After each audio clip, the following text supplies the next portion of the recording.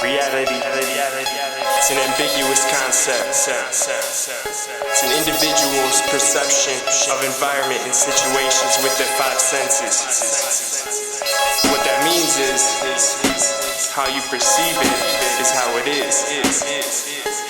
So when we come to terms with that, we realize we, in fact, create our reality. We create our own reality. We decide who we are and what we're gonna be. What is up, everybody? Welcome back to the Leveled Up podcast with me, Mike Adler. Today, we're talking about alcohol. And I'm going to get a little vulnerable and, share some of my past. I'm definitely qualified to speak on this. I had my own issues with alcohol for many, many years, but I was able to get myself out of it, thankfully. Since doing that, I've become a big proponent of trying to get other people off of it. But I guess I haven't been as vocal as I should be about it, and also haven't really given myself I haven't really allowed myself, it's a big thing to overcome. And the fact that I was able to do it is a big deal, because some people never do. Some people go their whole adult life, or since childhood, their whole life, and never are able to kick it. And it's a damn shame, because it's probably one of the best things I've ever done for myself is getting off my alcohol addiction, abuse. So I had my first drink when I was 12. I may have had a sip before then, but the first time I got drunk, I was 12. And it was off hard liquor, drinking vodka at a friend's house. And I did it again a few times, but then I got introduced to weed, and I liked that feeling way better. So that's what I really got hooked on from 13 to 18. But I was always drinking on the side too during that time. But around the time I turned 17, 18 is when because the summer of after senior year, it was when I turned 18. So I was fresh 18 when I started college, and I went to Western Illinois University. And if you're not familiar, that one is a real big party school. And so it quickly turned to drinking every night, because it was new, exciting. I was away from, I didn't have my parents calling me every couple hours. I was free, and I could get alcohol easily. So it was it became an everyday thing. And that turned to, I only made it a semester at that school. I only left with 11 credit hours out of 2 semesters or something like that. So I wasn't going to class. I was also still smoking weed heavily at that time. But it was that alcohol habit was now a real habit. I mean, and it wasn't I shaking, I need alcohol. It was I associated it with a good time, and I always wanted to have the best time possible. So if that's the goal, I'm gonna drink. So I was always drinking, and thankfully, it's funny that the reason I mentioned the first time I got drunk was on vodka, because when I really started drinking, it was beer. I was just a beer drinker, but I drank a lot of beer, which is crazy because I was still able to maintain a thin physique for the most part. But in looking back at those pictures, I was still thin, but I you could see the bloat to me from all the alcohol. But yeah, so I had to leave that school and went back to my hometown, and the drinking habit stuck with me. I got my first apartment with a friend of mine who, at that time, I was 19, but he was 21. So it was perfect because he could get me alcohol. And so was always, drinking every night, having a good time. We like turned our house into a party house. We would have keggers, and it was just like I said, I just wanted to have fun all the time. And you don't realize, like, in your head you're having fun all the time, but then you don't realize at the time, but like there's times where it's like no one else is drinking. It's just me hanging out with people drinking. In my head it's like, oh, we're having a good time, but like we're partying, but it's just me drinking. Like, and that evolved into, well, even when I was at Western, I got arrested a few times, 2-3 times, just in that semester. And I think every time alcohol is involved, maybe one time we were just driving and smoking, but the other times alcohol is involved, I got into a fight while I was there. Obviously alcohol is involved. And then I, moved home, and it didn't take long, maybe a few years, and I caught my first DUI, and then went through all the bullshit that you have to go through, and then ended up, when I moved to Colorado, at this point, it's like 8 years since I started drinking, maybe 10 years, and I caught another DUI. And I realized, like, after that second one, I was still it was the first time I had to take drug tests, and they tested for alcohol. Out of all the times I'd been arrested in the past, I had never had to take drug tests. But this time I had to take drug tests, and I would try and beat the system and try and, like, sneak drinking and then, like, dilute my urine and get it diluted. Like, if you don't know, you can't do that.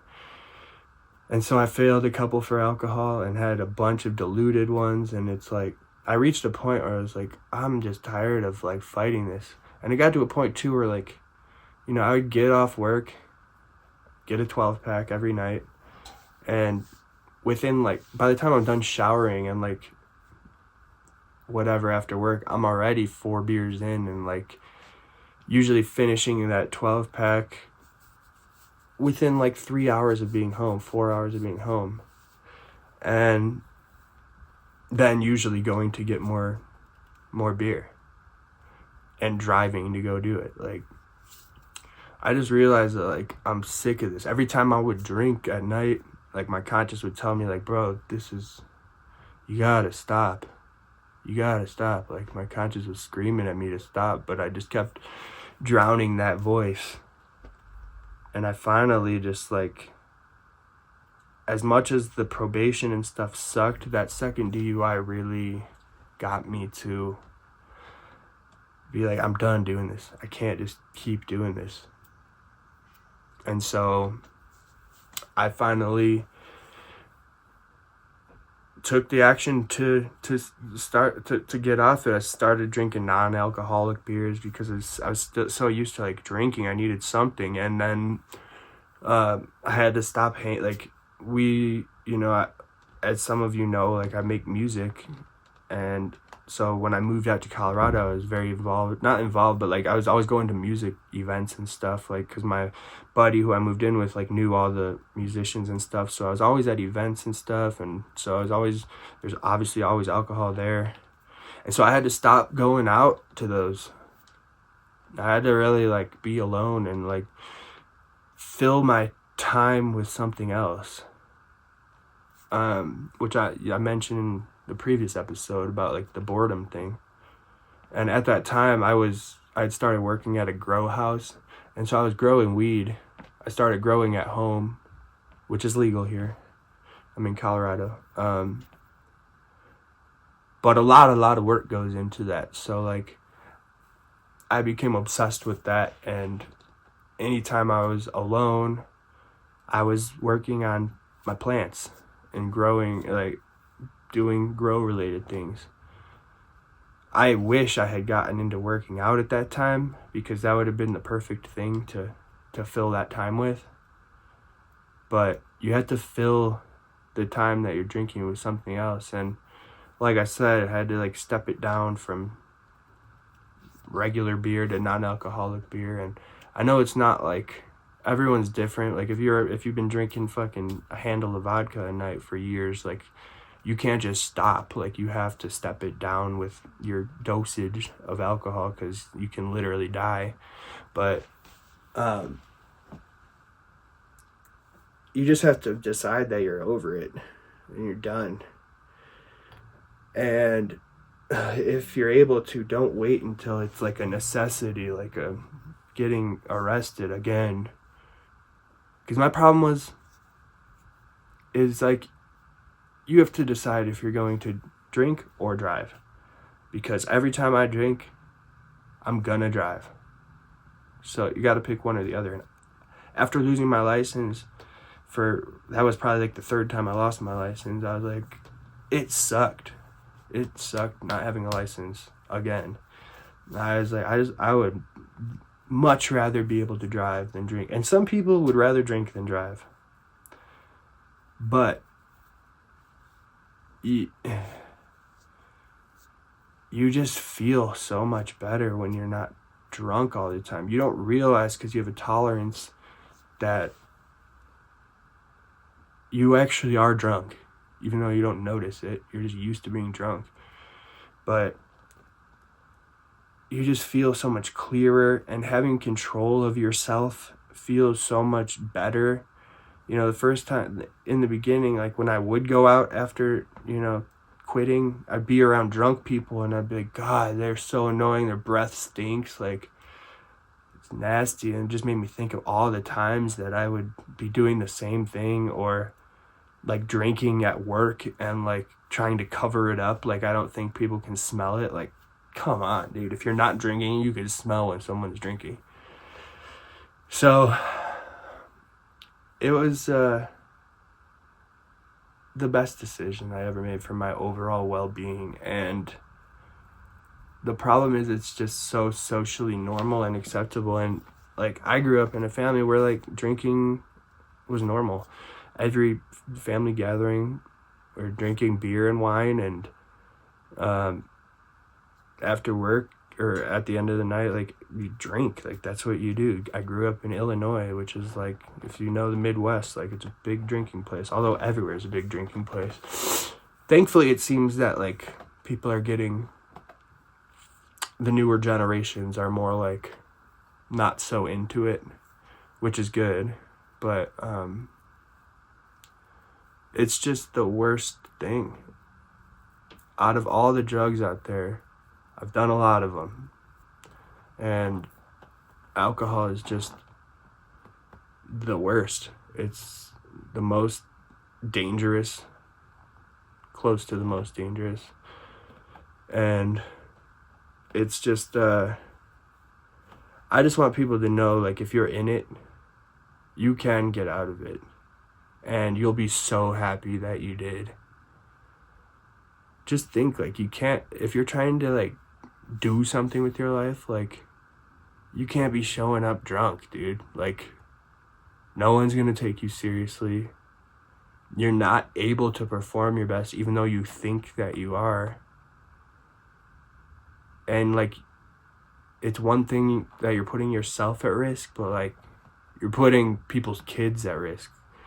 Like, those drunk people I've seen driving, man, like, oh, it's so scary. And, like, the victim impact panel you have to go to when you get DUIs, you have to listen to these people who have, like, lost family members due to drunk driving, or who have killed people driving drunk. And it's like, I'm so grateful that I got out. I mean, I've had so many close calls, so many times. Like, I don't know how I'm even here. And that's also what makes me feel like there's a reason I'm here. And it's like, I have to talk about this and share it, because like, I was so bad and I was able to get out of it, and without killing anyone or causing like serious damage. But like, it definitely set me back. Like, I'm gonna be 35 this year, and I spent almost my whole 20s drunk. And while I was still able to like be a functioning member of society, I wasn't able to like grow as much as I know I could have if that wasn't what I was doing. So it's like, when I'm around other people drinking, and like, I don't care, do whatever you want, but like, I know that like, you're hindering yourself from being your best you. But I also know that nothing I say is gonna change your mind. It has to happen within. You have to decide. I wouldn't listen to anyone, and no one else will listen to anyone, but like, just know that if you're in that position, you're functioning at a lesser percentage of what you're able to. You're given all this potential at birth as a human. You're so fortunate to even be born a human.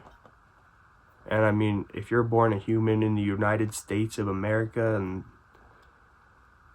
like, you're so fortunate, and if you're fucking that off just being drunk all the time, like, not only is it a slap in the face to your creator, but also yourself. Like, you can do so much, but you can't do it when you're drunk. And I even pride myself on being a functional drinker.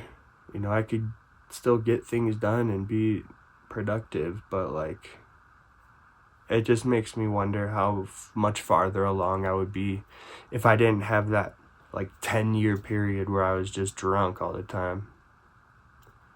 And I don't know. Like I said, it's up to you. I'm not like gonna tell anyone what to do. I'm just sharing what my experience and like how much better I felt when I got off that stuff. And yeah, I hope that if you're in it, you know you can get out. It's just, you really gotta want it. So reach out to me. I can share. I can try and help in any way I can. But yeah, alcohol, and it's so hard because it's so accepted. And you know, they tell you not to drive drunk, but DUIs are like the number one funder of like everywhere. So that's why they don't put breathalyzers in every car from the dealership. I mean, like, from the factory. Because if no one's driving drunk, where are they going to get their money? So it's just, the whole alcohol thing is just so messed up, because like, if you're someone who's like, fuck the government, but you drink, you're literally falling into their trap. They do it to control you, and you're allowing it. So hopefully this gets through to someone. And like I said, if you need help, reach out. And then also, if you're interested in coaching, I offer one-on-one coaching. I'm working on a course, a blueprint to getting fit. So that will be out in the near future. And yeah, I'm here to help. So with that, have a good week. Have a good start to the week. Let's crush it. And think about putting down that bottle. You'll be happy you did. See you next time. We create our own reality. We decide who we